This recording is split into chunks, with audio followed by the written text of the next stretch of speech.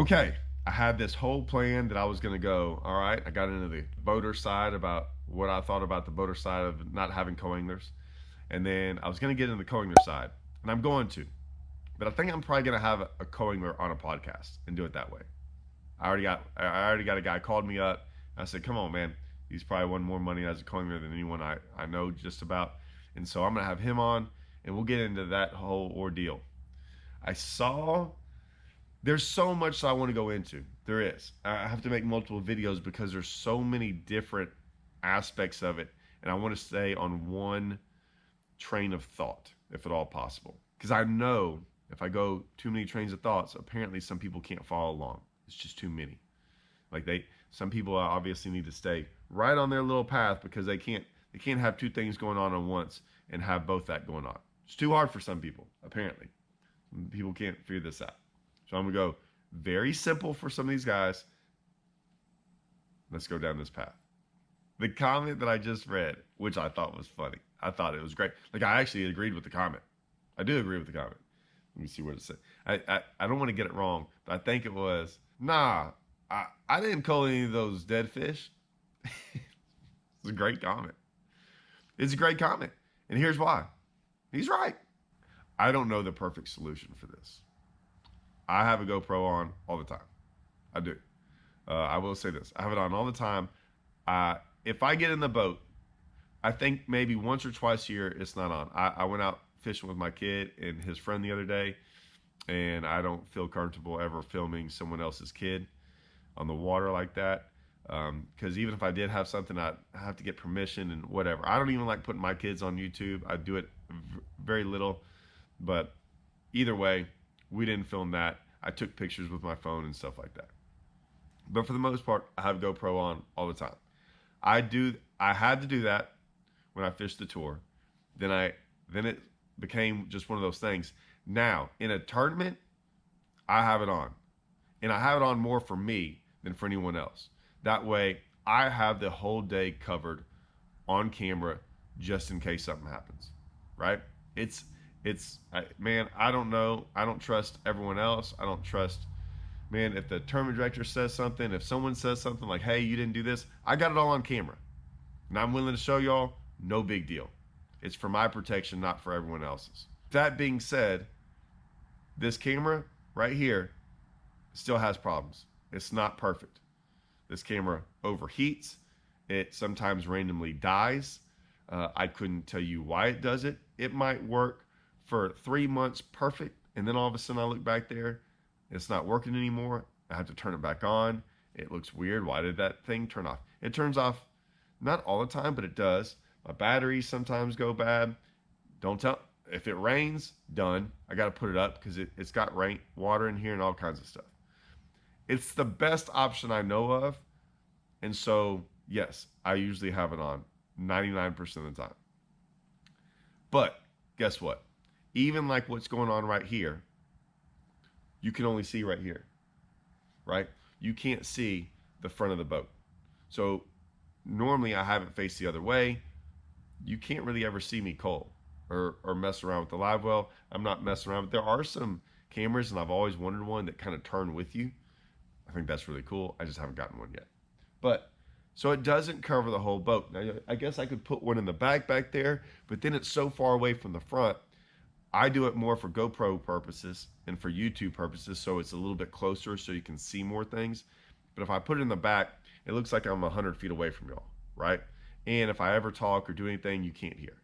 With all that being said, this is as close as we can get to having a marshal on the boat. But it doesn't show everything. And sometimes they could turn off, and sometimes a lot of things could happen, right? And I say, for me, they stay on all the time. Most of the time, right? It could conveniently something happen, right? When something you don't want to be shown happens. And for those people, and that's the problem. We need marshals and all these things for I don't even know what the percentage would be. I'm not even going to try to guess. At one point in time, I thought it was like 5%. Maybe 5% of the fishermen were, how do I want to call them? Shady. Let's call them shady. I don't trust them.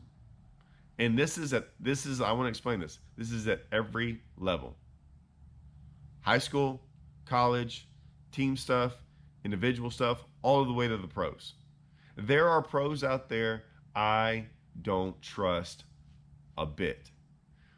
There are high school kids I don't trust. There are high school dads I don't trust. There are people like in fishing that I don't trust. I don't trust some tournament directors. I don't trust some people who run the business in the fishing industry. There are things I don't trust. There are a lot of guys I do. A lot of guys I trust, no big deal. A lot. More of the fishing community is like that. However, we still have to police it. It happens anyways. It happens with co-anglers, the cheating, the rule breaking, the living in the gray. It's going to happen. It's going to continually happen. I think the only way it's always going to happen, money is, in my opinion, a little bit of it, but I think it's another thing. I think if guys are willing to cheat, they're willing to cheat or break the rules. And money is a little bit to do with it, but I really don't think it's mostly to do with it. I think it's those people. I think that's who they are. And no matter if you put a co-angler back there, a GoPro back there, a Marshall back there, they're going to find a way. They're going to convince you. They're going to do things. That's just the way they do. That's just the way they do things. And if you're not around, they're going to cheat on the information rule. They're going to cheat on the off limits rule. They're going to cheat on all the other stuff. They're going to live in that gray because they've been living in their gray their whole life. And that's just part of it. So I've always gotten upset more with the tournaments and the tournament organizations not going after them harder than they do. And all this stuff you've ever heard about, like we don't want to ruin someone's career and all that stuff, man, forget that. They've done a horrible job over the years of trying to sweep it under the rug. Well, actually, let me take that back. They've done a phenomenal job of sweeping it underneath the rug. They really have. The problem is now that it's coming out and now it's getting exposed of how much they did it. And people got away with it. And it's the problem is, and I'll be honest with you, I think even at the upper level, I'd say the lower level guys, they do a better job of policing it. And the tournament directors do a better job, all that stuff. But the higher level, you know, the guys that we're supposed to look up to and the organizations we're supposed to look up to, they've done a horrible job. And they let it go for so long that when you do crack down, now it's like, oh, either it's a little too late, or, oh, now you're only going after these guys when you let these guys get away with it for 20 years. You're picking and choosing. Hey, y'all did this. Y'all did this to yourselves. So, yes, I do believe that the co-angler division of not having them in the opens with that many people, it's gonna have some. There's gonna be some things that go on. And when I say let's get this out, it's not. When I say cheating, I haven't even said the word cheating. It's bending the rules in your favor. Of, like he said, was that fish dead? A co-angler might be like, man, I don't know, man. That thing looks dead. Where you could be like, no, it's fine, and throw it away. Right? There's going to be a ton of different stuff. I can't go through them all. It could be not casting where you're supposed to. It could be getting over the line, like whether it be one example, whether it be at Table Rock and marinas, where you're not supposed to cast in certain marinas, we're supposed to stay 50 feet away from something and you're well within that 50 foot. I can go on and on and on about things that could go on during a tournament that if you had someone watching, you wouldn't do it. And I always said that. I always said that a lot of this cheating stuff, when people do that and they try to explain the way, they try to explain themselves out. And my first comment is this, because there's a couple things I'm thinking about right now, and it is at the upper level. But I'd have been like, hey man, if the tournament director was in your boat, would you have done that? Would you have asked for a ruling before you did it? See, a lot of guys like to do all that stuff and then ask for a ruling later, right? And be like, oh, I didn't know. Yeah, they knew. They knew. So my question is, would you fish the same way if a tournament director was in your boat? How many of those guys would say yes? That if you really think about that, how many of those guys would say yes? It's kind of like it's kind of like driving. If you were driving on the highway, right? And you're like, would you drive the same way if a state trooper was behind you? I mean, come on. We'd all answer that no. I wouldn't. I'd be driving, boy, man, I'm driving right at the speed limit. I get it, right? We'd all come to that perfect complete stop. We'd all use that blinker, right?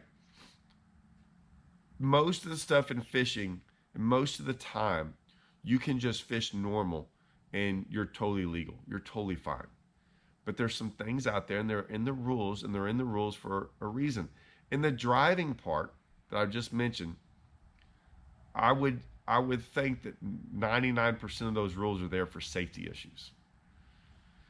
Our rules are we have a couple rules in there for safety issues. Our life jacket, kill switch, things like that. All those other rules are for integrity. So the rules are set place for integrity, not for safety, most of them.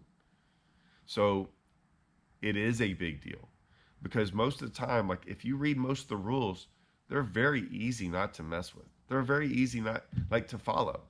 Like they're almost you have to kind of almost go out of your way to break them. You really do. It's not that hard to go out there and fish a tournament and not break any rules.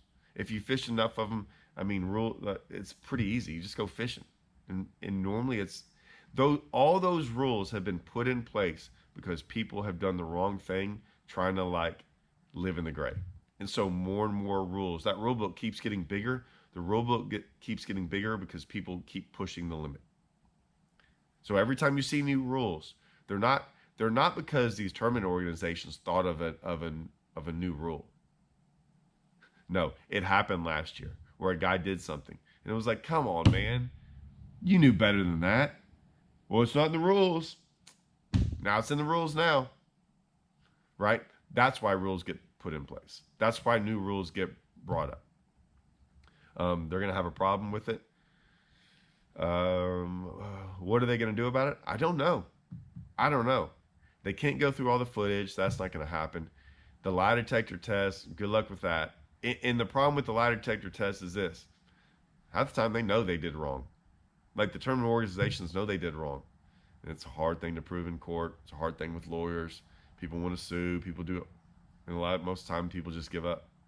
They don't want to stand on that sword. Here's the funny part. You're going to hear more anglers this year talk about stuff that they saw other boaters do or witnessed, and there was nothing they can do about it. See, some stuff happened last year in tournaments, okay? And here's what happened. Guy did something wrong. Another boater saw it, turned him in. There were two co-anglers, a co-angler in one boat and a co-angler in that guy's boat. They both witnessed it. So when they went and asked that angler, the one that witnessed it, and then they got it collaborated by two other co-anglers, right? It's a lot easier to go after a guy or say something happened. But now if it's just, well, I saw him do this. No, you didn't. Right? He said versus he said, or he said versus she said, or whatever. It's just two people. And there's nothing. I mean, I'm just telling you, it's mark my words. It's going to happen. Where this guy said he saw this guy said he didn't, and then there's nothing you can do about it. And I guarantee you, when it's all said and done, man, I'm just telling you, after being around some of those guys, it's going to be the same people. And I'll be like, yep, I probably believe the person that accused the other guy. I'll be honest with you. I will. Depending on who it is, I'm like, yeah, I probably believe that. Get ready.